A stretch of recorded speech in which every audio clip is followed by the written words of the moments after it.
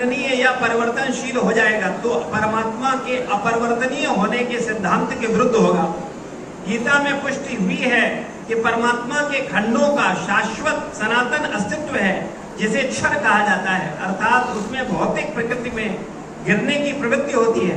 ये भिन्न अंश खंड नित्य भिन्न रहते हैं, यहाँ तक कि मुक्ति के बाद भी व्यष्टि आत्मा जैसे का तैसा भिन्न अंश बना रहता है, किंतु एक बार मुक्त होने पर वह श्री भगवान के साथ सच्चिदानंद रूप में रहता है। परमात्मा पर प्रतिबिंबवाद का सिद्धांत विवृत किया जा सकता है, जो प्रत्येक शरीर में विद्यमान रहता है।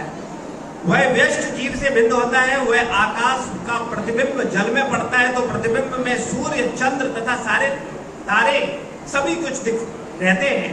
तारों की तुलना जीवों से, सूर्य चंद्र की तुलना परमेश्वर से की जा सकती है। व्यष्टि अंश आत्मा को अर्जुन के रूप में और परमात्मा को श्री भगवान के रूप में प्रदर्शित किया जाता है। जैसा कि चतुर्थ अध्याय के प्रारंभ में स्पष्ट है कि वे एक स्तर पर नहीं होते। यदि अर्जुन कृष्ण के समान स्तर पर हो तो कृष्ण अर्जुन से श्रेष्ठतर न हो तो उनमें उपदेशक तथा उपदिष्ट का संबंध अर्थहीन होगा। यदि ये दोनों माया द्वारा मोहित होते हैं तो एक को उपदेशक तथा दूसरे को उपदृष्ट होने का कोई आवश्यकता नहीं। ऐसा उपदेश व्यर्थ होगा, क्योंकि माया के चंगुल में रहकर कोई भी प्रामाणिक उपदेशक नहीं बन सकता। ऐसी परिस्थितियों में यह मान लिया जाता है कि भगवान कृष्ण परमेश्वर हैं, जो पद में माया द्वारा विस्मृत अर्जुन रूपी जीव से श्रेष्ठ है। ओम अज्ञानतिमिरान्धस्य ज्ञानाञ्जनशलाकया चक्षुरुन्मीलितं येन तस्मै श्रीगुरुवे नमः। श्रीचैतन्यमनोभीष्टं स्थापितं येन भूतले स्वयं रूपा कदा मह्यं ददाति स्वपदान्तिकम्। वन्देऽहं श्रीगुरो श्रीयुतपदकमलं श्रीगुरुं वैष्णवांश्च श्रीरूपं साग्रजातं सहगण रघुनाथान्वितं तं सजीवं सावद्वैतं सावधूतं परिजनसहितं कृष्णचैतन्यदेवं श्रीराधा कृष्णपादान् सहगण ललिता श्रीविशाखान्वितांश्च हे कृष्णकरुणा सिन्धु दीनबन्धु जगत्पते गोपेश गोपिकान्त राधाकान्त नमोस्तुते। तप्तकाञ्चनि गौराङ्गी राधे वृन्दावनेश्वरि वृषभानुसुते देवी प्रणमामि हरिप्रिये। वाञ्छाकल्पतरुभ्यश्च कृपा सिन्धुभ्यैव च पतितानां पावनेभ्यो वैष्णवेभ्यो नमो नमः। जय श्री कृष्ण चैतन्य प्रभु नित्यानंद श्री अद्वैत गदाधर श्रीवासादि गौर भक्तवृंद। हरे कृष्णा कृष्णा कृष्णा हरे हरे, हरे राम राम राम हरे हरे। नमो विष्णुपादाय कृष्णप्रेष्ठाय भूतले श्रीमते भक्तिवेदांत स्वामी नित्यनामने। नामस्ते सारस्वतदेवे गौरवाणी प्रचारणे निर्विशेष शून्यवादी पाश्चात्यदेशतारिणे।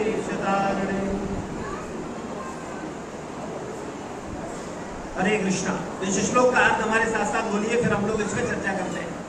जिस प्रकार शरीरधारी आत्मा इस वर्तमान शरीर में बाल्यावस्था से तरुणावस्था में वृद्धावस्था में निरंतर अग्रसर होता रहता है, उसी प्रकार मृत्यु होने पर आत्मा दूसरे शरीर में चला जाता है। वीर व्यक्ति ऐसे परिवर्तन से मोह को प्राप्त नहीं होते। तो वास्तविकता में यहाँ चर्चा चल रही है कि हमारा जब मृत्यु होगा, देहांत होगा, उसके बाद हम रहेंगे या नहीं रहेंगे। तो आप में से कितने लोग ये मानते हैं कि जब हमारा देह ही नहीं रहा, देह का अंत ही हो गया, तो अब हम कहाँ हैं, उसके बाद हम नहीं रहेंगे? कितने लोग ऐसा मानते हैं? हाथ खड़ा करें।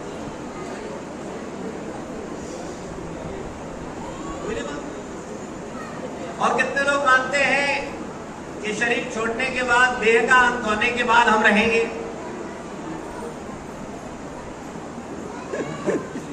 ठीक है। और आप क्या सोचते हैं? 9 उधर हाथ खड़ा किया, ना इधर हाथ खड़ा किया, किस श्रेणी में है?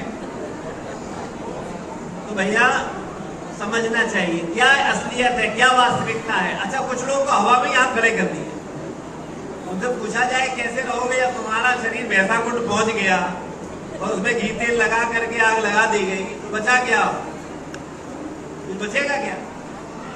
आप तो कह रहे हो रहेंगे, हाथ खड़ा किया, कैसे रहेंगे? कौन रहेगा? आत्मा रहेगी, है ना? तो आत्मा कौन है? आप आत्मा हो कि आपके अंदर आत्मा है? कितने लोग कहते हैं हमारे अंदर आत्मा? हाथ खड़ा करो।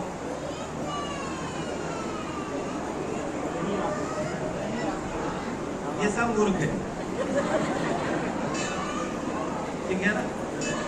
हमारे अंदर आत्मा नहीं है, हम आत्मा हैं, इसको समझना पड़ेगा। गीता में स्पष्ट बताया गया, भगवान स्पष्ट बता रहे हैं। पहले अपनी पहचान बताओ तो ये श्लोक समझ में आएगा, नहीं तो समझ नहीं आएगा। आप शरीर हो कि आत्मा हो? अच्छा, और थोड़ा शुद्ध प्रोनाउंसिएशन करते हैं। आप भटकती आत्मा हो कि पवित्र आत्मा हो?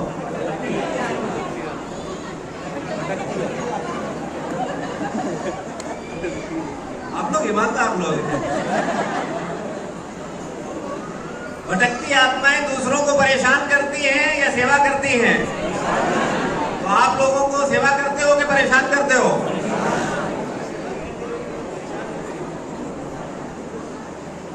ये सत्य बोल रहे हैं हम लोग, वास्तविकता है। हम लोग कौन है हमें यही नहीं पता है, हम है कौन वास्तविकता? अपनी पहचान ही हमें पता नहीं। हम अपने को शरीर मान रहे हैं, नाम मान रहे हैं, जाति मान रहे हैं, पद मान रहे हैं, डॉक्टर मान रहे हैं, इंजीनियर मान रहे हैं, अधिकारी मान रहे हैं, चपरासी मान रहे हैं, स्त्री मान रहे हैं, पुरुष मान रहे हैं, लेकिन जो है बस वही नहीं मान रहे। ठीक है ना? मनुष्य शरीर आपको किस लिए मिला है? अभी प्रभु से नीचे कोई नहीं आएगा, मंदिर में बैठे है ना। मनुष्य शरीर किस लिए मिला? प्रभु की भक्ति के लिए, अपने को जानने के लिए, है ना। और मंदिर के बाहर कोई पूछे मनुष्य शरीर किस लिए मिला? मजा करने के लिए, पैसा कमाने के लिए, है ना, विवाह करने के लिए, ऊंचा पद प्राप्त करने के लिए, संतान उत्पत्ति करने के लिए, अपने को सुरक्षित करने के लिए, विभिन्न योजनाएं बनाने के लिए। ऐसे ही तो सोचते हैं। क्या वास्तविकता है? क्यों मिला ये मनुष्य शरीर? इसका पर्पज क्या है? कभी विचार किया आपने? भगवान ने आपको गलती से मनुष्य बनाया या भगवान ने आपको मनुष्य बना के गलती कर दी? मनुष्य भगवान ने हमें क्यों बनाया? कभी प्रश्न उठता है हम लोगों के मन में, क्यों बनाया भगवान? पर्पज क्या है? कोई बताएगा आप में से? नया व्यक्ति जो नया आया है, पहली बार आया है, दूसरी बार आया है, जो रेगुलर सत्संग करते हैं उनको तो पता है, तो उनका जरूरत नहीं है। जो नए लोग हैं उनको मौका दे। कोई बताना चाहेगा क्यों भगवान ने हमको भेजा?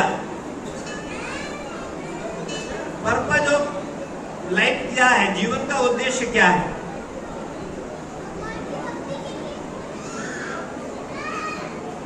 विचार करिए। वास्तविकता में मनुष्य जीवन मिला है अपने को जानने के लिए, मनुष्य जीवन मिला है सत्य को जानने के लिए। सत्य केवल मनुष्य जीवन में जाना जा सकता है। किसी पशु को आप सत्य नहीं समझा सकते, पक्षी को सत्य नहीं समझा सकते। आहार निद्रा भय मैथुन वो भी करता है, खाता है, सोता है, बच्चे पैदा करता है, अपनी सुरक्षा करता है। ये पशु भी करते हैं, कुत्ता, बिल्ली सब कर रहे हैं। और हम लोग भी क्या कर रहे हैं? यही चार कार्य: खाना, सोना, सुरक्षा करना, संतान उत्पत्ति करना। तो वास्तविकता में हम पशु से श्रेष्ठ हैं या पशु जैसे हैं? क्या विचार, क्या सोचते हैं आप? हमारी वास्तविकता क्या है? हम पशु जैसे हैं या पशु से श्रेष्ठ हैं? आप में से कितने लोग मानते हैं कि आप पशु से श्रेष्ठ हैं? बताने की जरूरत पड़ रही है। आज समाज का इतना पतन हो गया है कि हम नर पशु बन गए। मनुष्य जीवन का जो उद्देश्य है उसे तो समझ ही नहीं रहे। कितने लोग समझते हैं? और थोड़ा बहुत समझते हैं तो कोई उस पर काम नहीं करते। मनुष्य शरीर मिला है अपने आप को जानने के लिए, परमात्मा को जानने के लिए, और कैसे वहां तक पहुंचा जाए ये जानने के लिए। पहले तो अपने आप को जानो। किसी पशु पक्षी को आप ये नहीं समझा सकते कि तुम शरीर नहीं आत्मा हो। ये बात समझाई जा सकती है किसी पशु को, पक्षी को। हम लोग यहाँ पशु बुला ले, शेर, चीता, बिल्ली, कुत्ता, चूहा, सबको बुलाएं और बिठाएं और उनको समझाएं कि तुम शरीर नहीं आत्मा हो, तो उनको समझ में आएगा? और हम आपको समझाएं तो आपको समझ में आएगा? आएगा? ईमानदारी से बोल रहे हैं। हाँ देखो, प्रभु जी ने ईमानदारी बोले, जब तक यहाँ है तब तक समझ में आएगा। यानी आप जितनी देर प्रवचन दोगे उतनी देर हम पशु से मनुष्य बनेंगे। मंदिर से बाहर निकलते ही, प्रवचन से बाहर निकलते ही पुनः पशु भावना में चले जाएंगे। और यही वास्तविकता है, यही सत्य है। हम अपनी मूल चेतना में रहते ही नहीं है। तो मनुष्य बने हैं हम अपने को जानने के लिए। हम हैं कौन? तो भगवत गीता में भगवान बताते हैं कि हम लोग शरीर नहीं, हम कौन है? आत्मा है। कैसे आत्मा है? कई बार आपने बोला कि हमारे अंदर आत्मा है। आपके अंदर आत्मा नहीं है, आप ही आत्मा हो। अपनी पहचान जो हम शरीर से कर रहे हैं, ये मेरी सत्य पहचान है कि झूठी पहचान है? क्यों झूठी पहचान है? हाँ, वेरी गुड, बिल्कुल सही।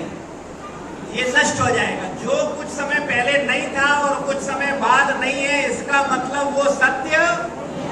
सत्य का मतलब क्या होता है? जो हमेशा से हो और हमेशा रहे। तो क्या सत्य है? ये शरीर सत्य है। क्या ये सही है कि आप पुरुष हैं? ये बात सही है?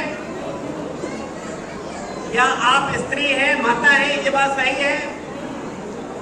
क्या हम ब्राह्मण, क्षत्रिय, वैश्य हैं? ये बात सही है? क्या हम अमेरिकी, भारतीय, पाकिस्तानी हैं? ये बात सही है? तो सत्य क्या है? आप कौन हैं? आप है कौन?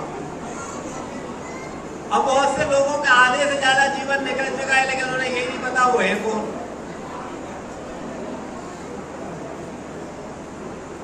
मरने का समय आ रहा है, लेकिन लोगों को पता ही नहीं है वो है कौन। और जानने की भी इच्छा नहीं है। समझाओ तो बोलते हैं बस 15 मिनट आज आ गए हैं, आज बता दो, अगली बार उम्मीद मत करना। बोले आज तो हम आए थे दर्शन करने के लिए, बस निकल रहे थे, जबरदस्ती पीछे लोगों बिठा दिए, बैठो बैठो बैठो, बैठ गए। अब हमें तो 50 काम है, आपको तो यही काम है, प्रवचन देना है, हमें तो जाके बहुत काम निपटाने हैं। ऐसे तर्क लोगों के मनों में आते हैं और वो लोग कभी भक्ति को गंभीरता से नहीं लेते। हालांकि आप लोग उनमें से नहीं हैं। तो हम लोग बात कर रहे थे कि वास्तविकता में हम शरीर नहीं, हम कौन है? आत्मा। इसको कैसे जाना जाए? हम कौन है? अहम ब्रह्मास्मि, मैं ब्रह्म हूं।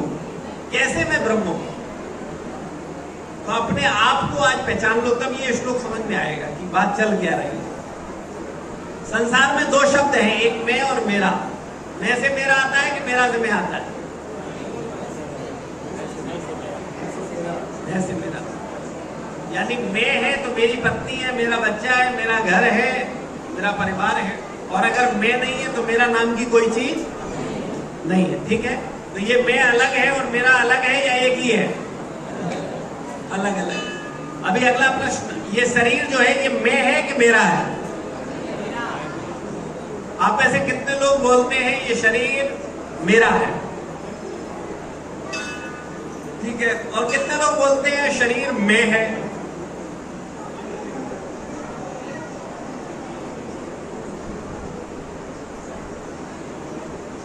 एक माता जी केवल हाथ खड़ा कर रही है। बकाया कुछ लोग तो सर पकड़ रहे हैं कि आज हम कहां फंस गए, क्या कहे, मैं कहे, मेरा कहे, क्या बोले, कुछ जवाब ही नहीं दे रहे। चुपचाप घुस से बैठे हुए। अरे भैया थोड़ा जागरूक, थोड़ा हंसो खेलो, क्या फर्क पड़ेगा? जो समझ में आए तो बोलो। तो आप शरीर में है कि शरीर मेरा? कितने लोग बोलते हैं शरीर में है? कोई नहीं बोलता। ठीक है, एक माता जी बोल रहे हैं, बस बकाया सब जानते हैं।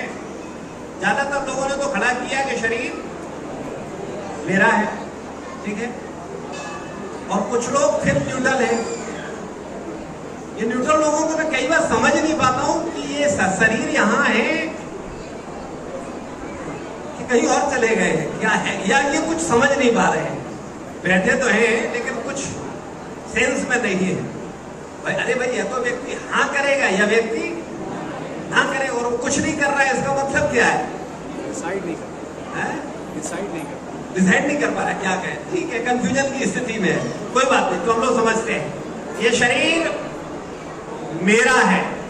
हम लोग डेली बोलचाल में क्या बोलते हैं? मेरा हाथ, मेरा सर, मेरा पैर, मेरा शरीर, बोलते हैं कि नहीं? तो शरीर क्या है? मेरा है। तो शरीर अगर मेरा है तो मैं कौन हूं? भाई आपने बताया मैं और मेरा अलग अलग है। तो शरीर अगर मेरा है, अगर आप बोल रहे हो मेरा हाथ, मेरी नाक, मेरा कान, मेरा बाल, मेरा पैर, मेरा पेट, मेरा शरीर, तो ये मैं कौन है? मैं मतलब आत्मा। तो मैं कौन हूं? आत्मा हूं, और मैं हमेशा से हूं और हमेशा रहूंगा। मेरा शरीर हमेशा से नहीं है और ना हमेशा रहेगा। बस इतनी बात जिस मूर्ख को समझ में आ जाएगी वो विद्वान बन जाएगा। बिल्कुल सरल बात। जिस किसी को इतनी सी बात समझ में आ जाए कि मैं शरीर नहीं, मैं आत्मा हूं, मैं हमेशा से हूं, हमेशा रहूंगा, तो अभी आपका दृष्टिकोण जीवन के प्रति बदल जाता है, क्योंकि सत्य को समझ पाते हो आप में से कितने लोग अपने भविष्य की